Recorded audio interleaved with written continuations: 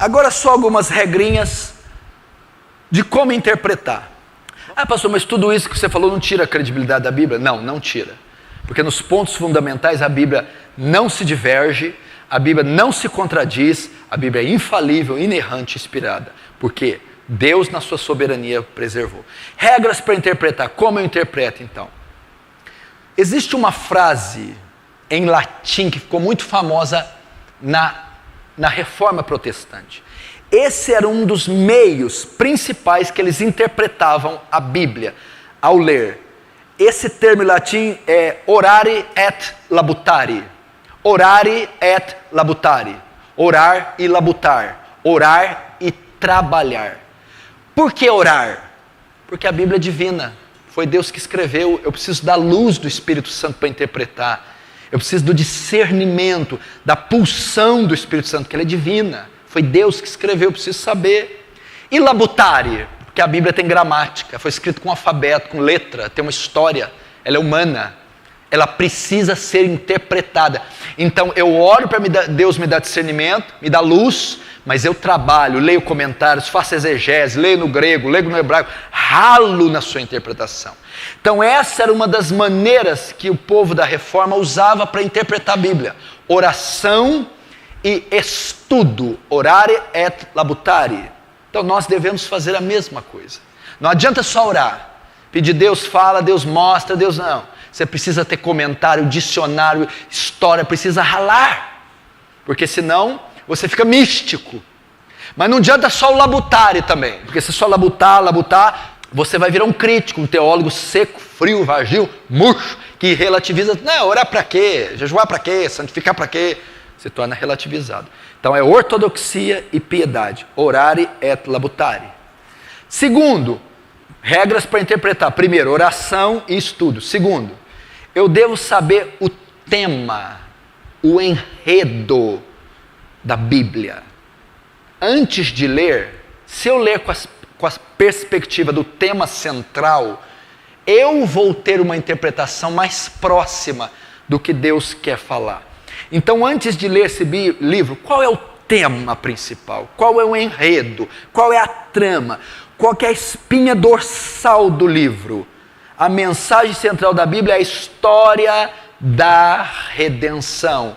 O que Deus faz pelo homem através da morte, sepultamento, ressurreição, ascensão e exaltação do seu Filho. Então, eu leio Gênesis 1 até Apocalipse 22, sabendo que o enredo principal daquele livro, ele vai discorrer nas histórias, vai passar pelos profetas, vai chegar nos apóstolos, lá na ilha de Patmos, Cristo, Deus fazendo uma obra pelo seu povo através de Cristo.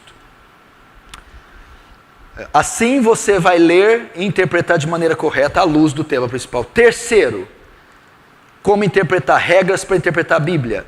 A Bíblia é a sua melhor intérprete. Esse aqui é fantástico, esse aqui é o que o urso gosta, não é? A Bíblia é o seu melhor intérprete. O que é isso? Textos mais fáceis interpretam textos mais difíceis. A Bíblia é só uma intérprete. Como assim? Pastor, é pitonisa de Endor. É pitonisa. Viu Samuel, sabe? Todo mundo, é pitonisa de Endor. O quê? Quem às vezes você nem conhece, né? Saul vai consultar uma feiticeira para invocar o espírito de Samuel. Samuel foi o último dos juízes, juiz, profeta e sacerdote. Ele ministrava na época do reinado do primeiro rei, Saul. E o homem era dependente dele, Saul. Samuel morre.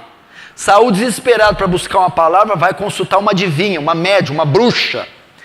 E ali, quem sobe lá, quem baixa lá, aparece Samuel. E a Bíblia diz, Samuel! Então, é um texto que dá margem para o espiritismo. Olha lá, Samuel reencarnou, apareceu, era uma sessão mediúnica.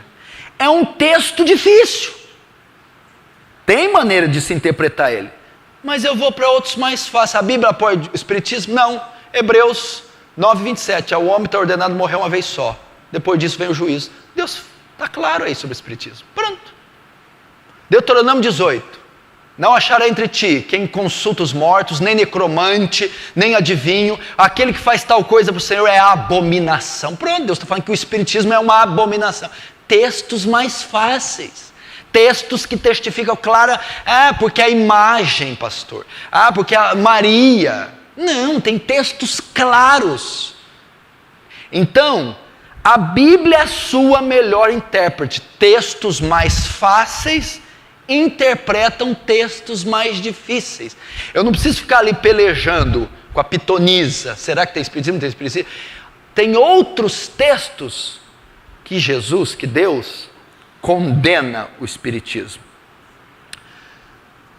Então, regras para interpretar. O Antigo Testamento é interpretado à luz do Novo Testamento. Como que você interpreta o Antigo Testamento? Você tem que ter o conceito do novo no seu coração. Por exemplo, no nosso conceito, para que serve sacrifício? Nós vamos excluir o Antigo Testamento? Não. Mas como ele vamos usar? Você vai oferecer animal aqui? Não. Você vai guardar dias? Não. Você vai fazer isso, isso, isso? Não. O escritor de Hebreus diz o quê? Que o Antigo Testamento, a lei cerimonial, os rituais eram sombras das coisas que iam vir. Eu interpreto o Antigo à luz da encarnação do Verbo, o Cordeiro Pascal, Cristo, o sacrifício sendo oferecido num espeto de madeira, a morte na cruz. As leis cerimoniais apontam para as leis morais do Novo Testamento. Então eu interpreto o Antigo à luz do Novo, né? Porque tem costumes, tem circunstâncias no Antigo Testamento que não são usadas. O escritor diz que entrou em caducidade, obsolescência, arquétipos, fim. A ordem levítica caiu no ano 70, quando o templo foi destruído por Tito, e agora é uma ordem segundo Melquisedeque. Então você interpreta o Antigo à luz do Novo, com a convergência toda na obra e na pessoa de Cristo e dos apóstolos. Então você lê assim. Estou terminando. Outra regra para interpretar a Bíblia: o texto quer dizer o que o autor quer dizer. Interessante isso, né? Os pentecostais, os carismáticos, por exemplo, falam coisas que não tem nada a ver. O que o texto quer dizer? O que o autor queria dizer. Então levo em conta o pano de fundo histórico. Por que Paulo pregou aquilo no Areópago? O Deus que fez o céu e a terra não é servido por mãos humanas, como necessitando de coisa alguma. E nem habita em templos feitos por mãos humanas. Dele vem o ar, a respiração, nele nos movemos e estamos vivendo. O que o autor quer dizer? Eu vou tirar aquilo ali para criar uma doutrina? Não. Paulo está fazendo um discurso criacionista. Ele está indo no Areópago, ele está em Atenas, ele está na capital da idolatria, ele está no contexto greco-macedônio. Não se cria, não se tinha a ideia de um Deus, de uma religião monoteísta, de um Deus triuno. Paulo vai então, ele não vai dizer de Jesus, ele vai dizer da criação. Então eu vou saber o que o texto quer dizer, o que Paulo quis dizer. Ele vai provar para eles que existe um só Deus, é o Criador de todo o céu e da terra, e aí até chegar em Jesus. O sentido natural tem que ser preferido ao sentido figurado. Como é que é?